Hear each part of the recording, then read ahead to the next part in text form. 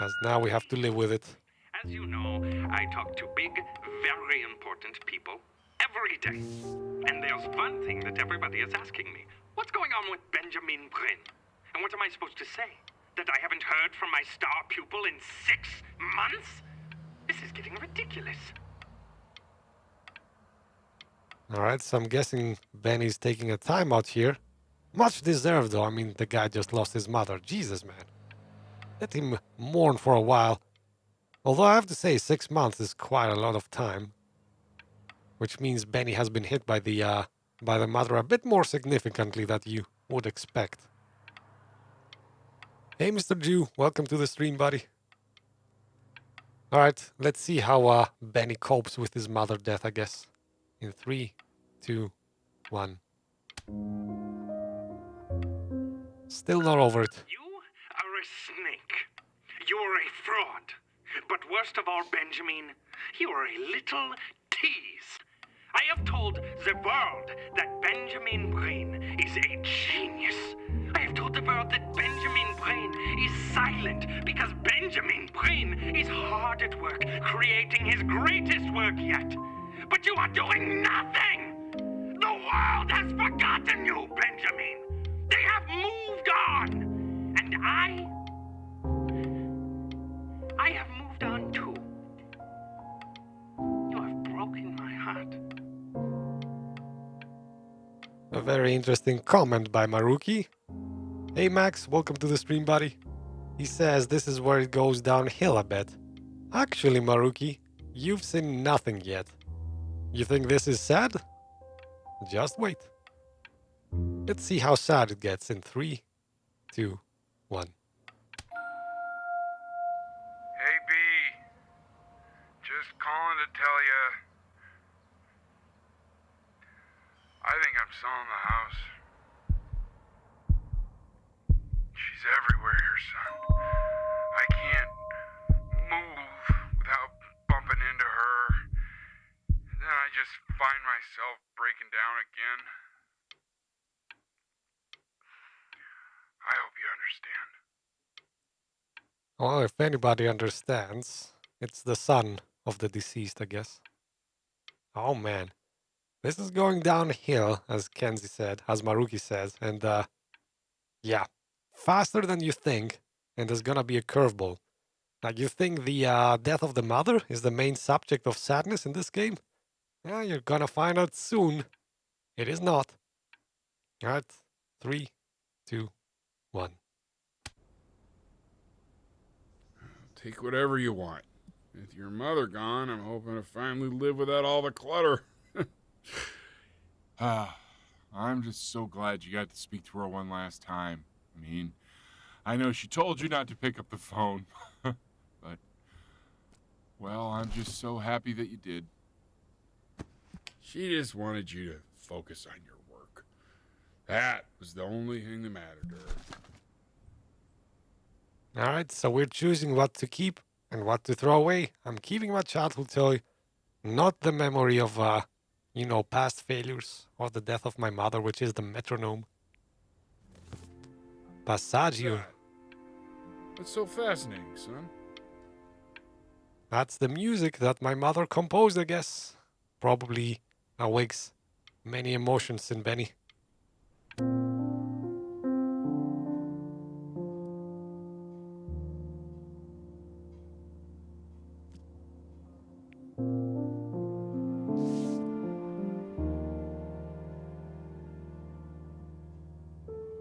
And now we're drawing memories of our mother, I guess. Still not over.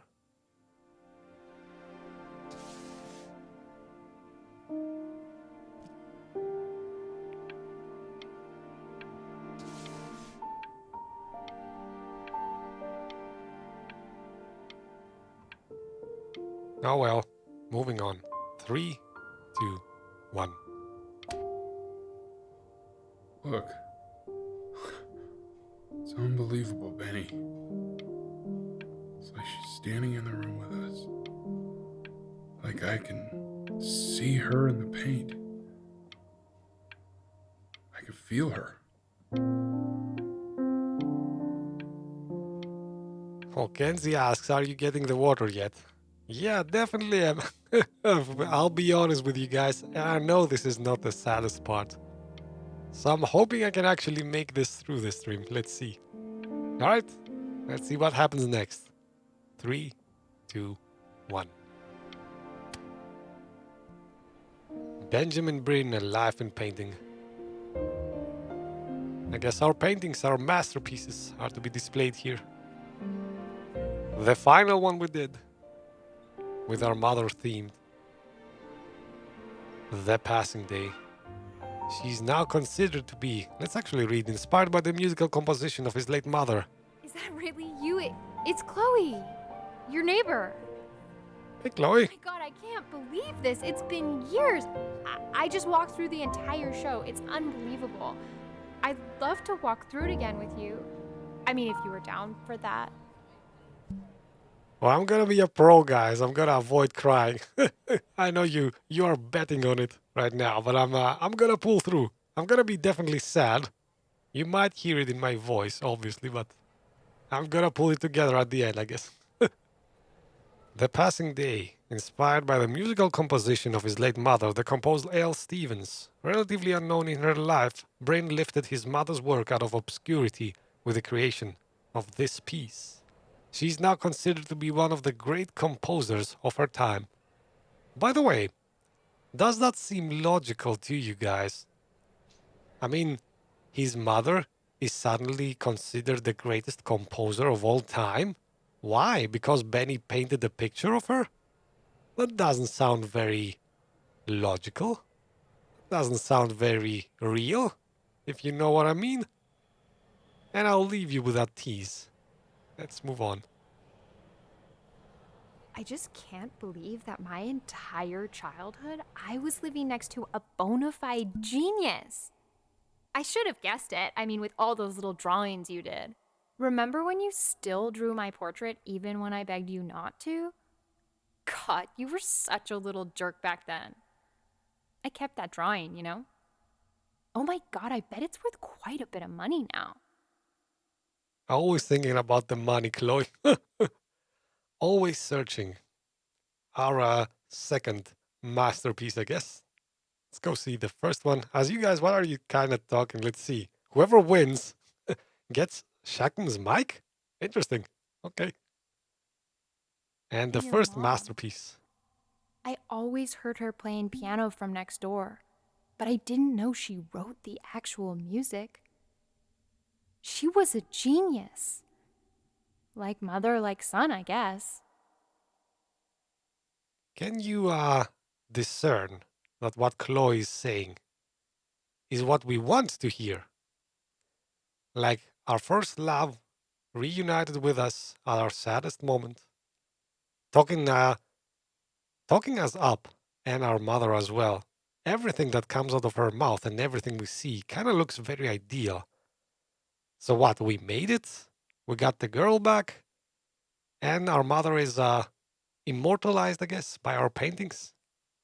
Kind of sounds too good to be true. Hey, so, not to be forward, but what are you doing after this? Maybe we could get a drink or something? And as I said, we also get the girl. A very nice ending, I guess, to this game, right? Our mother died, but we still got the fame and the girl, right? I'd really love to catch up. I can't believe everything that's happened to you. I want to hear all about it. Oh, what's going on, though? Now would you look at that? I cannot believe my luck. We are back at the Ferryman, I guess. So we told him our life story. I guess it was a good one. I mean, a great artist and whatnot. We definitely deserve a spot in the afterlife. Because remember, at the beginning of the game, the Ferryman told us we are gonna tell our story. And we are gonna be judged for it, right? So if it's a good story, I guess we're getting in. And we do have a good story to tell. Isn't it a great story up to now, guys? A great artist. Nothing sad about that, right? Woo-hoo-hoo! You finally hit the jackpot, Flapjack. all the nobody nothings dying every day, you finally sink your hook into a... Oh, well, there you are. Well, hello, sir. If I had realized, I would have cleaned up. I'm just used to fishing up a different class of soul. I mean, sure, I've had scientists, a couple college athletes here or there, but whew, an internationally renowned painter? The gatekeeper's gonna eat you up. Hey, speaking of that, why don't we give your story a test run? Maybe you help me out with the word choice, since, you know, I'm still working on that. See if I'm getting all the strokes right, the proper composition, if you catch my drift. Forget about it. All right, here we go. Gatekeeper! Before you stands the soul of a great man. Now, would you describe yourself as a happy kid or a lonely one? And now we are able to retell the story of Benjamin Brynn, which is a happy one up to now, right? I mean, we lost our mother. Jovial child or a solitary one? Other than that, I would describe our childhood as happy. His childhood was a happy one, growing up in a loving home raised by loving parents in a quaint village by the sea. And, what'd you say your mom was? A composer or an accountant? Oh, an accountant. She was an accountant just out of necessity. In reality, she was a composer through and through. His mother was a composer who, with the need to support her family, took a job as an accountant. How would you describe her as a teacher? More encouraging or demanding? Well, we do have to be honest. Champion or more like a taskmaster? I would not describe her as encouraging. She was demanding, forcing us to eventually give up on music, I guess. So, yeah, let's be true. She was demanding. Therefore, as his piano teacher, she was over-demanding, forcing him to practice day in and day out, hoping that he might one day achieve that greatness that she never could. And how about that neighbor girl? What was she to you? Was she your best friend or your first love? Oh, you guys know me. Don't be bashful, man. You can tell me. In the chat, you are usually calling me like the king of romance and things like that, so you know. Definitely my best friend. No, I'm just kidding. Of course she was my first love. But on the eve of his big audition, he completely dropped the ball, staying up all night with his first love and blowing it the next day.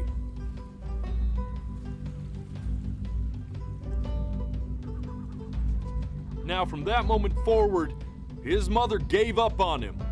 She knew he didn't have what it took to be a truly great musician. But little did she know, she just picked the wrong medium, right? Right? See, when he was 12 years old, he got sick. And he had to stay inside for an entire year. Just one. And in that year, he rediscovered a talent he'd forgotten. Painting. Sure, he loved finger painting as a child. Color and shape were the first languages he learned to speak. But for the first time, he saw it in a more serious light. He was accepted into an exclusive art school where he caught the eye of an esteemed professor who launched his work into the national spotlight. Now be quiet, all of you. With expectations on his career mounting, he stalled himself into bankruptcy, which turned out to be a blessing, for it wasn't until he returned home to the house he grew up in that he began work. on what would ultimately be considered his masterpiece. I said shut up, you scumballs! You mucky fowls!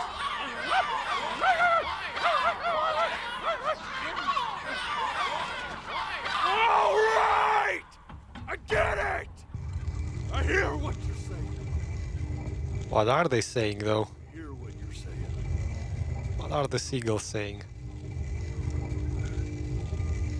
Why are they objecting? I had assumed as much anyway. I should probably tell you, those things, they're not regular gulls. They're liar birds. They're what becomes of souls who try to lie to the gatekeeper. And once they try that, they're never allowed near her city again. I get to feeling bad for not defending them right, so they just stay on with me. Living reminders of my oratory shortcomings. Oh, yeah, good thinking. I'll be back to get you once I'm done with this one. Hopefully you won't be seeing him again.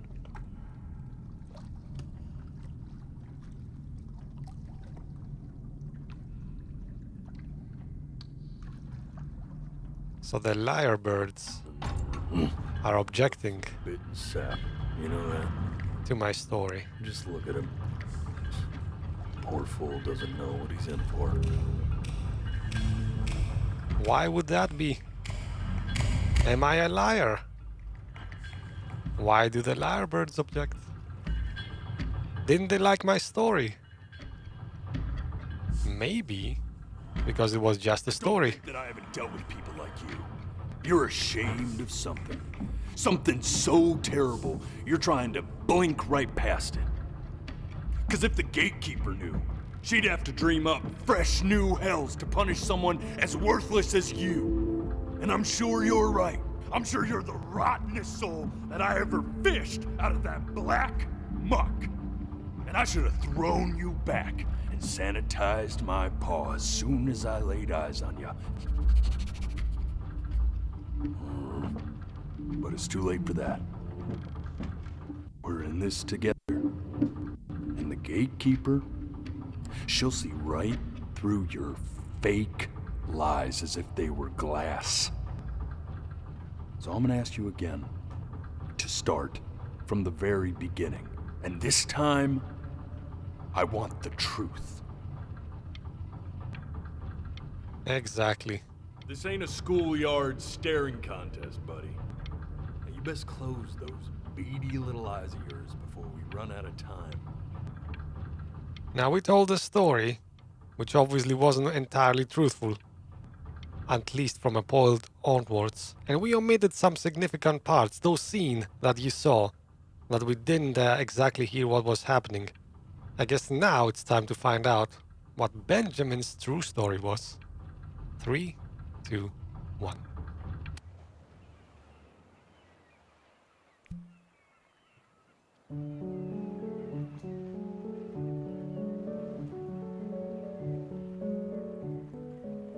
Not this. Alright, we keep blinking. That's not the scene the ferryman is looking for. We're gonna keep blinking until we find C major chord I taught what you. he wants. Remember? Come on, keep blinking. I haven't found it yet. Doesn't Alright. that make you feel happy? Moving on then. Like you just want to jump up? You know, my father once told me, when I was about your age, the only way to fight against time is to create a work of genius, which might live on after you're gone. So I asked him, what about your children? Thinking, you know, I might be a work of genius just as I was. I get all this. We need to move. Alright, man, moving. And there comes the This. Stay here. first scene. What did your mother hear on that phone call? We did not get to see it the first time. Because he blinked right past it. He didn't allow us to see Benny. What happened? Now we're gonna start unraveling the true story, I guess, of his life.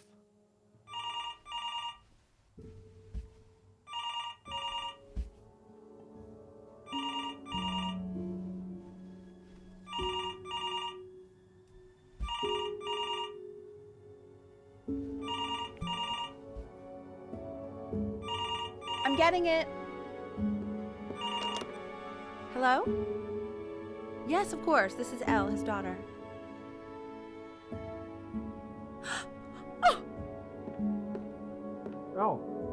I see.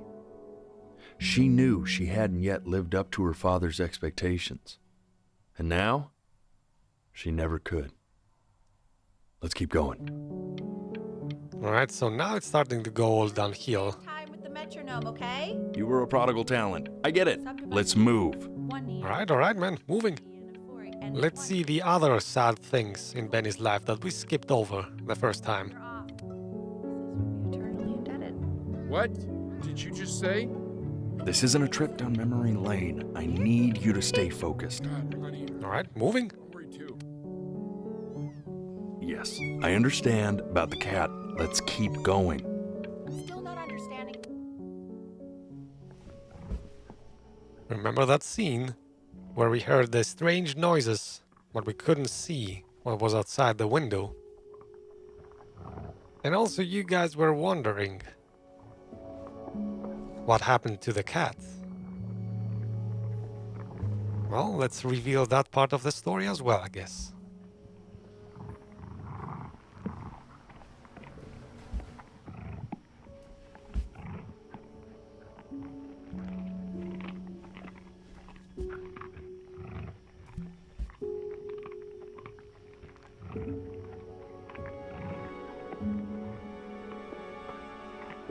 The death of those cats must have taught you a terrifying lesson. That simply being alive wasn't enough. So then you went to work to make yourself sensational. And that's what happened to the cat, pushing Benny to become ever more focused, I guess, on his crafts. Listen to him, Richard. I'm enlisting him in that competition. I thought you said competitions took the joy out of playing music. Not if you win.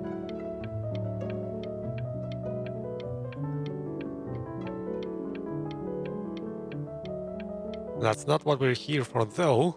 Still more moments to come. Still more important reveals. So let's keep moving.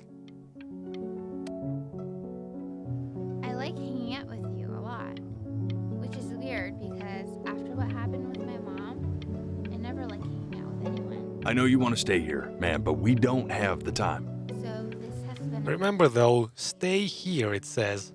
At that point, when we first saw the story, I kind of teased you why he wrote that. I can now probably reveal to you he wrote stay here because this was the last happy moment of his life. Let's see what happened afterward then. I'm not worried about who you are, Benny. I'm worried about who you're going to become. I get all this. We need to move. Hey, Elle, would you mind taking a quick walk with me down to my office?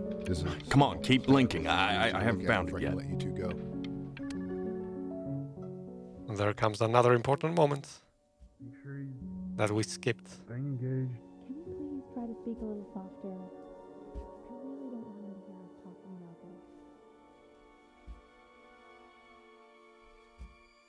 this. What didn't they want me to listen to?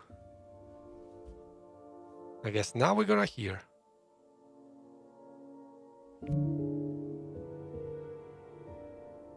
I mean, what's the point? What do you mean? What's the point? What does that mean? What's the point of any of it? If he's never going to get any better. Okay. Let's not say that. Okay? We know we don't mean it. I know I don't. I know. I mean, what if he heard one of us saying something like that? I'd never forgive myself. It's okay. He's asleep. But it's okay. No, it's not. I see. You got sick. You howled at the moon at the top of your lungs.